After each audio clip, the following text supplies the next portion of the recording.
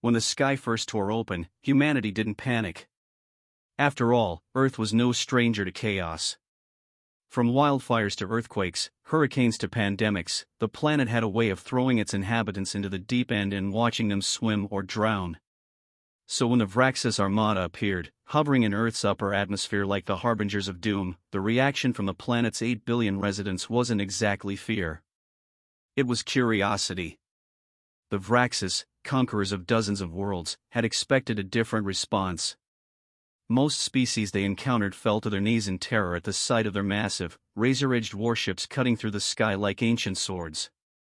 Entire planetary civilizations surrendered before a single shot was fired, their leaders prostrating themselves in the hopes of mercy.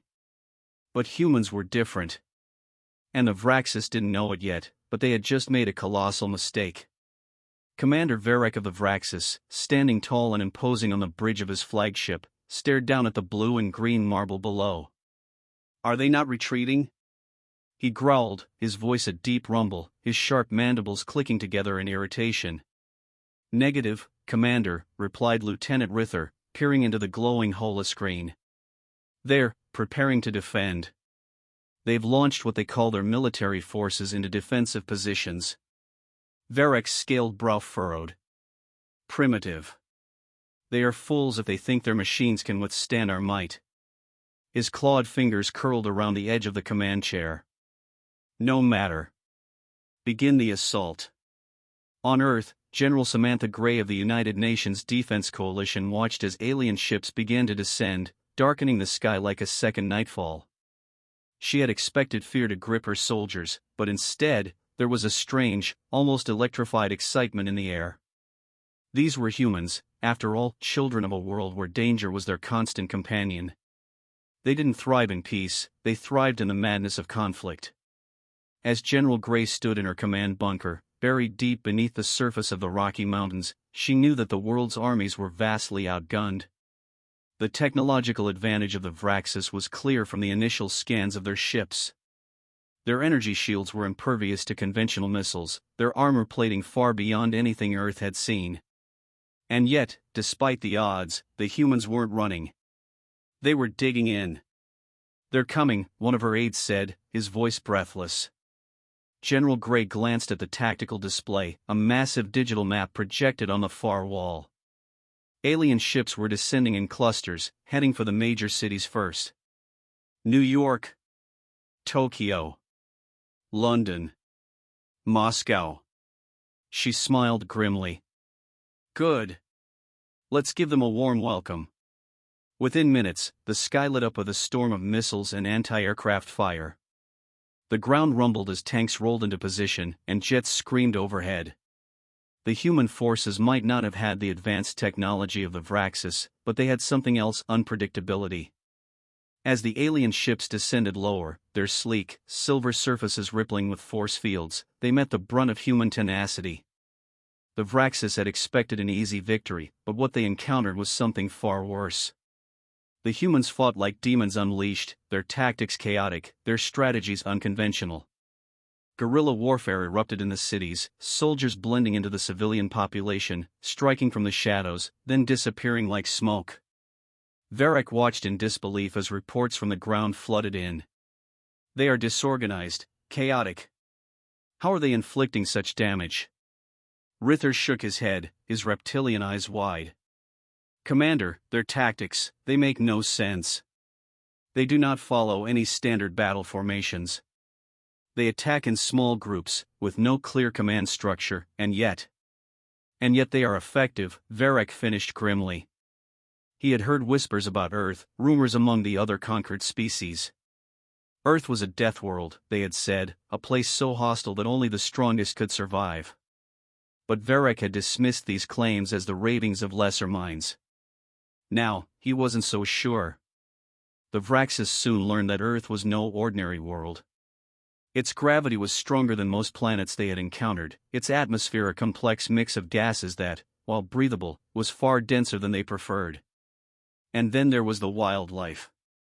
In the jungles of South America, entire squads of Vraxis soldiers were swallowed up by swarms of venomous insects, their advanced armor useless against the biting fury of the local fauna. In Australia, their scouts found themselves face to face with creatures that defied logic, giant arachnids and reptiles that seemed to mock their technological superiority. But the worst part wasn't Earth's natural defenses. It was the humans themselves. In New York, a resistance cell led by a former firefighter named Jacob Shaw had taken out 2 alien patrols in as many hours. Using nothing more than homemade explosives and a few rifles, they had reduced the invaders' advanced drones to smoking wreckage. Shaw stood in the ruins of a building, his team reloading their weapons. "You ever think about how messed up this is?" his second-in-command, Maria, asked, her voice muffled by the gas mask she wore. Shaw chuckled. "Every day. But I also think about how we're the last people these aliens expected to deal with." "They probably thought we'd roll over," Maria said, shaking her head. "Yeah, well," Shaw shrugged, "Earth's a death world. And we're its children."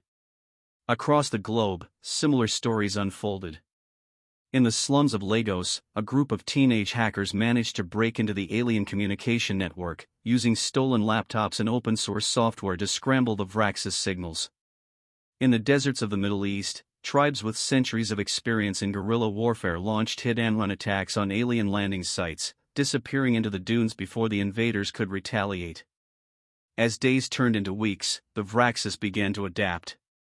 They deployed heavier weapons, more advanced drones, and specialized hunter-killer squads designed to root out the human resistance. Their tactical adjustments initially worked, and for a time, they believed they had gained the upper hand. But for every adaptation they made, the humans countered with something more unpredictable. In the middle of the Nevada desert, an alien troop transport was vaporized by a makeshift EMP bomb, designed by a college engineering student in a basement. In the dense forests of Eastern Europe, a group of human soldiers led the Vraxis into a trap, luring them into a minefield that obliterated their forces. Even Earth's hackers joined the fight, infiltrating alien communication networks and sowing chaos among their ranks. Commander Varex's frustration grew with each passing day. The humans should have been easy to conquer, yet here they were, defying every expectation. "We cannot predict their next move," Rither admitted, his voice laced with frustration. "They are erratic." "Erratic?" Varex spat. "They are lunatics. Their entire species is insane." It wasn't long before Varex's superiors demanded an explanation. The Vraxis were an empire built on logic, order, and efficiency. To be thwarted by a species as backward as humans was unthinkable. But the more the Vraxis pressed, the more they realized that Earth wasn't just a death world in name. It was a crucible of chaos, and humanity thrived in it. 2 months into the invasion, the Vraxis were on the verge of collapse. Their forces were stretched thin, their morale at an all-time low. The humans had turned the planet itself into a weapon, using every environment, every resource, to their advantage. In the frozen wastelands of Siberia, Vraxis soldiers were ambushed by human snipers using the blizzard as cover. In the cities, street gangs and militias armed with scavenged weapons and alien tech waged urban warfare with terrifying efficiency. Even civilians got involved, sabotaging supply lines and blowing up alien infrastructure. Humanity had turned survival into an art form, and the Vraxis couldn't keep up. They had underestimated the depth of human resilience, the creative and tactical genius that came from centuries of surviving on a planet that had been trying to kill them from the moment they evolved. In one of the final battles, Commander Varek led his forces personally, determined to turn the tide. The engagement took place in the heart of the Amazon rainforest, where the dense foliage and unpredictable terrain had already claimed the lives of countless Vraxis soldiers. Varek's forces deployed flamethrowers and aerial drones, determined to flush the humans out. But the humans had planned for this. As the Vraxis troops advanced, they were hit with a barrage of booby traps and ambushes. The humans moved like ghosts through the jungle, using the terrain to their advantage. Varek's soldiers were picked off one by one, their advanced armor useless against the unpredictable, deadly tactics of their enemies. In the chaos, Varek found himself separated from his squad, deep in the jungle, alone. His breathing was ragged, the humid air choking him as he stumbled through the dense foliage. He had never felt fear before, but now, as he heard the rustling of leaves and the distant crack of gunfire, he realized just how wrong they had been about this world. Out of the darkness, a figure emerged. A human, covered in mud and leaves, wielding a knife and a rifle slung across his back. Varric raised his plasma weapon, but the human was faster. With a swift motion, the soldier slashed at the Vraxis commander's weapon, disarming him in an instant. The human grinned, eyes glinting with a dangerous light. Earth isn't a planet. It's a nightmare. Far away, in the heart of the Vraxis Empire, a council convened to discuss the disastrous invasion. Varric, battered and humiliated, stood before them, his scales dull with defeat. What happened? One of the counselors demanded, his voice a hiss of barely contained rage. How did a single planet bring us to ruin? Varric took a deep breath. Earth, it is unlike any world we have ever encountered. The humans, they are. He paused, searching for the right words. They are a species born of chaos. They do not merely survive adversity, they thrive in it. Their world has made them unstoppable. The council was silent for a long moment, absorbing the implications of Varric's words. Then we will leave Earth alone, the head counselor finally said, his voice low. Let the nightmare world remain in the darkness where it belongs. And so, Earth was marked on the Vraxis star maps with a single, terrifying designation. Unconquerable.